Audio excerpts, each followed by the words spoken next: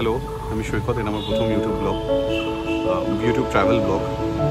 এখন অ্যাকচুয়ালি আমরা নামচি যাব না, প্রথমে মাল্লি চেকপোস্ট যাবো। মাল্লি চেকপোস্ট হয়ে আমরা নামচি যাব, তারপর ওখান থেকে আমরা সসিং বলে একটা হোমস্টে আছে দাবাংলা সাইডে, আমরা ওখানে যাচ্ছি। এটা আমাদের মানে ফার্স্ট ডেস্টিনেশন হবে।